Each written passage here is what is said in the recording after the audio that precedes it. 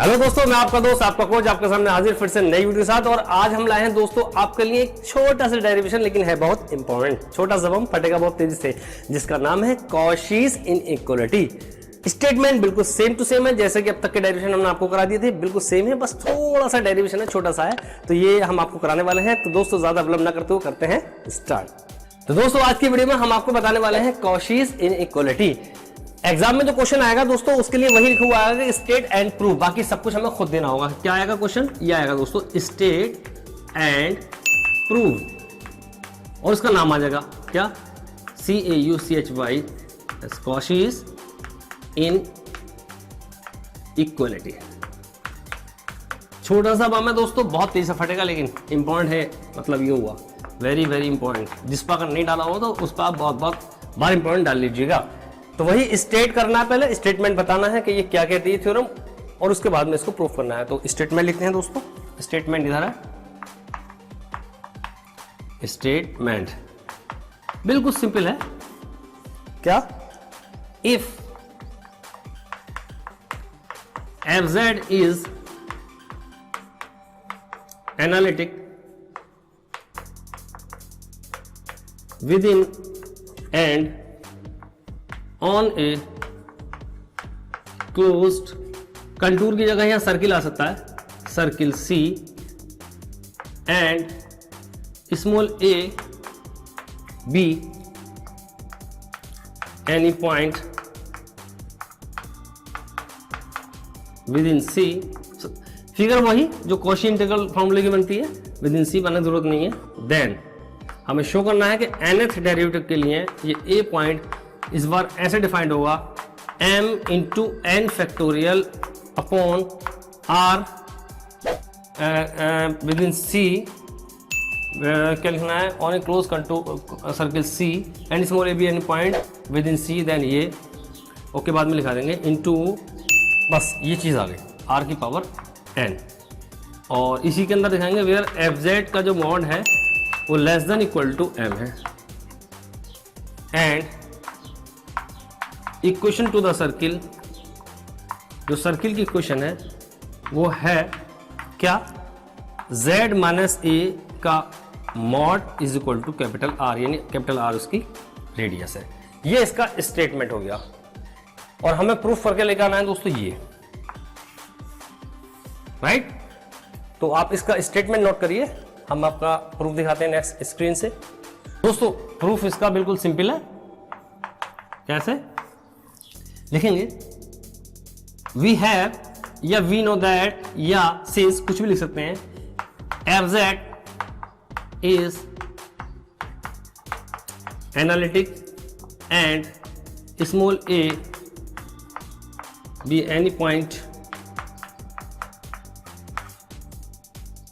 within the circle within and on a close contour भी आ सकता है, क्लोज सर्किल आ सकता है, close circle C। Then by CAUCHYS Cauchy's. दोस्तों स्पेलिंग बिल्कुल ठीक से लिखेंगे, Cauchy's integral formula for nth derivative. We know that क्या होता है? WKT, वी नो दैट, ये हमने खुद बनाई है शॉर्ट फॉर्म में। आप जब हम WKT लिखें वी नो दैट पढ़िएगा। क्या जानते हैं हम? तो दोस्तों वो जानते हैं, पिछली वीडियो में हमने आपको सारे ड्राइव करा दिए हैं। अगर आपने हमारी पिछली वीडियो नहीं देखी है तो ज़रूर देखिएगा, उन्हीं में सब कुछ ही मिलेगा, माल मसाला। फैक्ट जितना n टाइम होता है इतने ही, ये जितना n टाइम्स है तो n टाइम्स ही फैक्टोरियल आता है, k टाइम्स होता है तो k आता। तो upon 2 pi i integral over C FZ upon Z minus a, इससे एक ज़्यादा n+1 into DZ, right. Okay, अब हमें लेना ये, इसका ड्राइव करना है, मॉड लेना है। तो taking mod in both side लिखने की जरूरत नहीं है, आप टेकिंग मॉड बोथ साइड लिखने की जरूरत नहीं, इंप्लाइज जेड लगा दीजिए, डायरेक्ट इसके अंदर सारी थ्योरी आ जाएगी। तो मॉड लग गया दोनों तरफ, मॉड लगती है less than equal to quantity आती है, फैक्टोरियल एन कॉन्स्टेंट नंबर है, फर्क नहीं पड़ेगा, लेकिन आई गायब, 2 pi integral over C F Z complex number होता है इसलिए इसके अंदर आएगा, और जेड माइनस सी ये भी मॉड के अंदर आएगा, और डी जेड जहाँ जहाँ जेड है, क्योंकि Z equal to X plus I Y होता है हमारे पास और ये कॉम्प्लेक्स नंबर होता है, तो मॉड जो होता है वो कॉम्प्लेक्स नंबर पर ही ऑपरेट होता है, कांस्टेंट पर कोई फर्क नहीं पड़ता है। इसलिए जहाँ जहाँ जेड का इस्तेमाल यूज़ हुआ है वहीं वहीं हमारे पास मॉड आ गया है। चलिए नेक्स्ट इनसे दिखाते हैं दोस्तों। हमारे पास ये स्टेटमेंट में ही है क्या, एफ जेड का जो मॉड है वो less than equal to M, कोई कांस्टेंट नंबर दे दिया, सॉल्व करके वैल्यू दे दी, हमें इससे मतलब नहीं है, फिलहाल ये कांस्टेंट नंबर है, z गायब हो गया, तो इसका मतलब ये निकल कर आया कि it comes out to be F N A का mod less than equal to factorial N upon 2 pi integral over C, ये हो गया m upon z minus A का मॉड की पावर n+1 और डी जेड का मॉड। अब ये वही हमने आपको बताया था पिछली वीडियो में कि जिसके रेस्पेक्ट में है इंटीग्रल होता है, यानी z के रेस्पेक्ट में है तो z वेरिएबल ही इसके अंदर रहेगा, बाकी इंटीग्रल जितनी भी चीजें हैं z के अलावा इंटीग्रल से बाहर अंदर उछल कूद कर सकती हैं, कोई फर्क नहीं पड़ेगा उसके ऊपर, बस इंटीग्रल जिसके रेस्पेक्ट में है वही वेरिएबल इंटीग्रल के अंदर ही रहेगा, डी जेड उसके यहाँ पर यहीं रहेगा, वो ना इधर जा सकता है ना डी जेड से बाहर जा सकता है। तो फिलहाल m बिल्कुल रिलैक्स हो गया क्योंकि एफ जेड को उसने बचा लिया, स्टेटमेंट में दे दिया कि एफ जेड किसी क्वांटिटी m से लेस देन इक्वल टू है, तो इसने m दे दिया, तो अभी अंदर बाहर कर सकता है उछल कूद, फटाफट निकाल लो बाहर को, लेस देन इक्वल टू हो गया m, ये हो गया n factorial upon 2।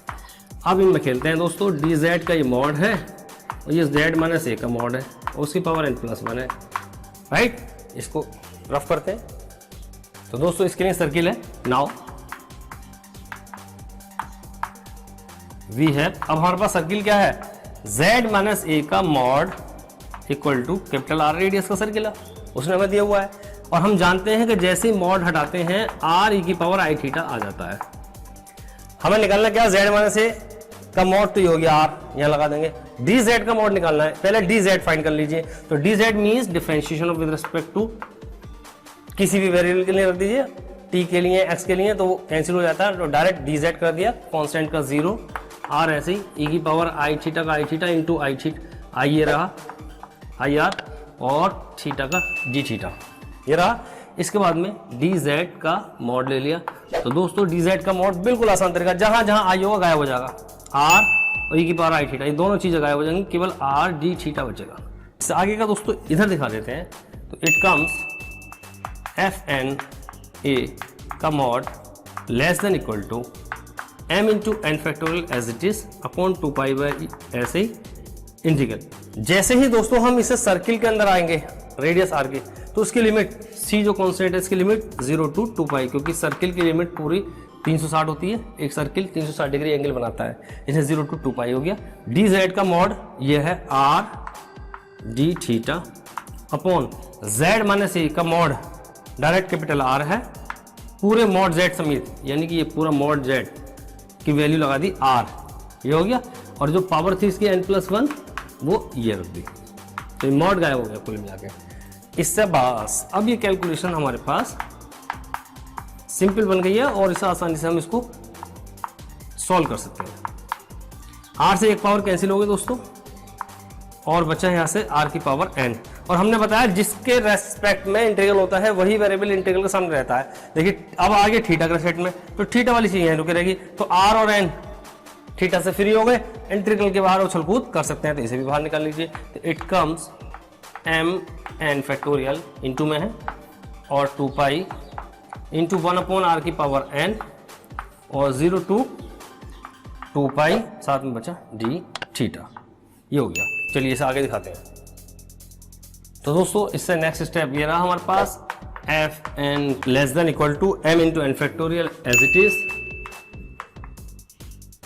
Upon 2 pi भी ये रहा, और 1 अपॉन r की पावर n ये रहा। अब इंटीग्रल दोस्तों कुछ नहीं बचा, यानी 1 बचा, और 1 का इंटीग्रल हो गया डी थीटा, यानी कि डी थीटा का, सॉरी 1 का इंटीग्रल डी थीटा नहीं थीटा, राइट, और थीटा की लिमिट है 0 टू 2 पाई, तो इसे ऑपरेट करेंगे mn फैक्टोरियल अपॉन r की पावर n इंटू 1/2 ये रहा, यहाँ से 2 ये बना और दोस्तों ये इससे कैंसिल हो गया। तो लास्ट स्टेप हमारे पास ये बचा, n फैक्टोरियल अपॉन r की पावर n लिख देंगे वेयर fz का जो मॉड है वो less than equal to m। यही कॉशी इनइक्वालिटी, इनइक्वालिटी इसलिए कहना है क्योंकि इक्वल का साइन नहीं है, इन इक्वालिटी यानी इन इक्वालिटी, इन लगा दिया तो इसका इक्वालिटी से हट गया, विलोम बन गया। जो इक्वल ना हो तो इक्वल नहीं है, या तो कम वर्ती हो गया तो वही हो गया लेस देन और इक्वल टू, लेस देन का साइन आ गया ना, इसे कहते हैं इन इक्वालिटी। तो hence proved, which is the लिख देंगे एक लाइन और, which is the required Cauchy's inequality।